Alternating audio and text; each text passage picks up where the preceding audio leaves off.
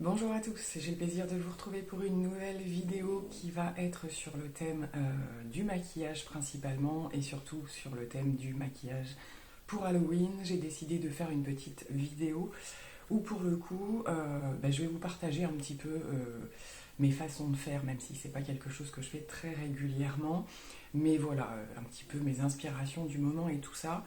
Donc ce qui se passe, c'est que je suis en train de préparer des petites choses, que ce soit, alors en général je fais pas un look complet, en tout cas pas cette année, ça va être simplement un maquillage et une coiffure avec peut-être quelques accessoires.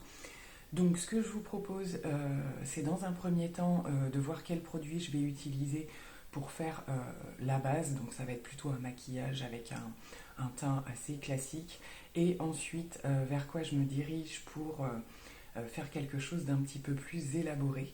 Donc voilà un petit peu le programme et on terminera, je pense que ce sera la dernière étape, par la coiffure et ce que j'ai un petit peu idée de faire. Donc écoutez, c'est parti.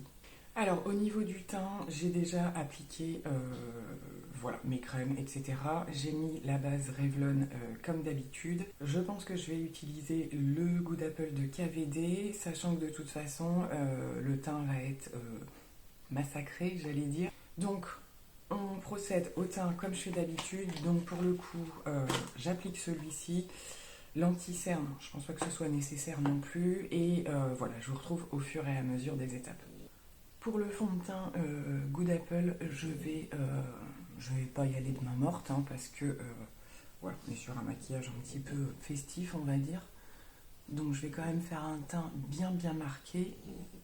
Pour ce fond de teint, voilà, dans mes habitudes, je le place au doigt dans un premier temps et je viens l'estomper ensuite. Donc c'est un peu pour ça que j'ai choisi celui-ci, parce que ça va me permettre de tout faire, limite au niveau de l'anti-cerne, vous voyez, c'est presque pas nécessaire. Donc, comme j'avais des choses à faire, juste avant, j'avais mis les boucles d'oreilles, mais je pense que, hop, on va les retirer, parce que là, sinon, il va y avoir des taches. Donc voilà, comme je le disais, j'hésite pas à venir en rajouter. Surtout que j'ai pas mal d'imperfections en ce moment.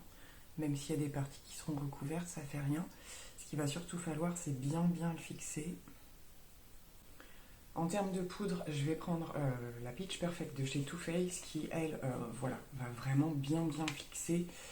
Pour le coup, l'idée, c'est que vraiment le teint tienne sous ce que je vais faire.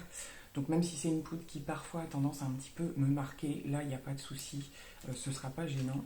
Donc c'est parti à la houppette, et je vais le faire vraiment partout puisque je vais retravailler quand même pas mal de choses par-dessus.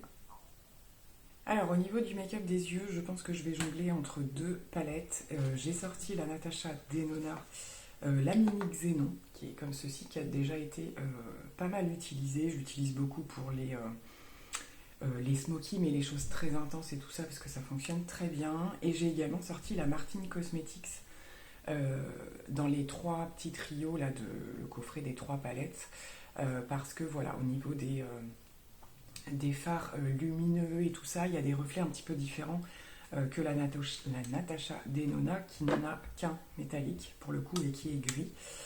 Et donc voilà, vous allez découvrir au fur et à mesure vers quoi je m'embarque. Donc je pense qu'à partir de cette étape, on va mettre un petit peu de musique.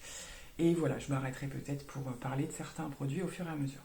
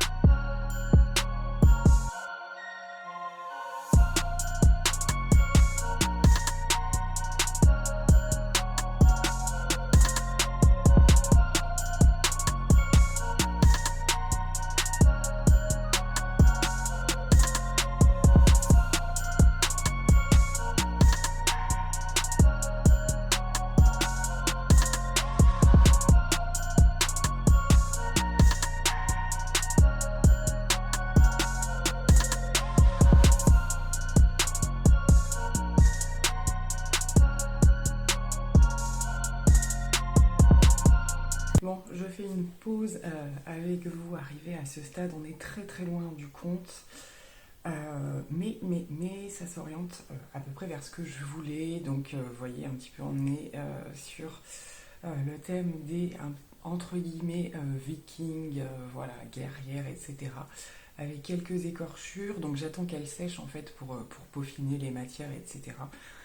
Bon, initialement je voulais pas que ça prenne 4 ans non plus. Donc ce que je vais faire, c'est que le temps que tout ça se pose, ce qui va me permettre après de revoir, vous voyez, au niveau des irrégularités, ce que je vais pouvoir retoucher.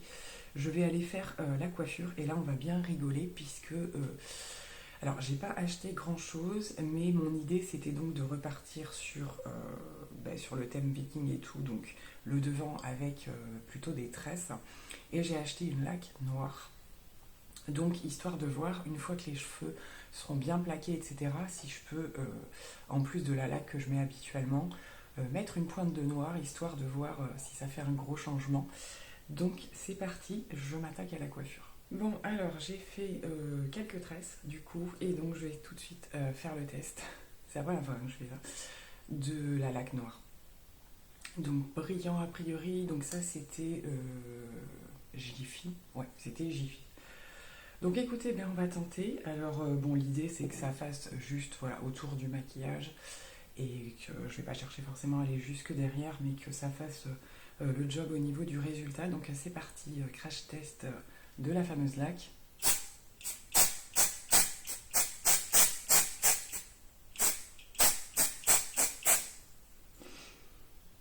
Bon, pour l'instant ça a l'air de bien, je pense pas que ce soit hyper uniforme, mais c'est pas mal du tout.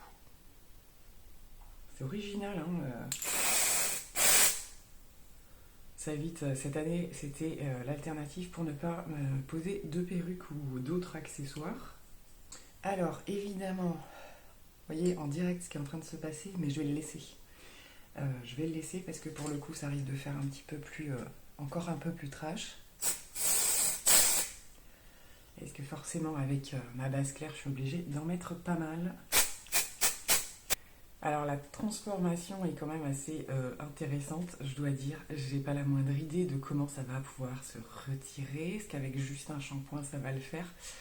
Mais j'avoue que c'était une idée qui m'avait bien tentée quand même. Donc voilà, c'est un petit peu pour ça aussi que je souhaitais faire une pause, parce que du coup en changeant la couleur des cheveux, ça change aussi au niveau du maquillage. Donc il est prévu que je réintensifie un petit peu. C'est super rigolo. Bon alors du coup je profite des coulures, c'est pas du tout sec, je suis en train de m'en foutre partout, pour refaire partir des petites touches de blessures en fait, ce genre de choses.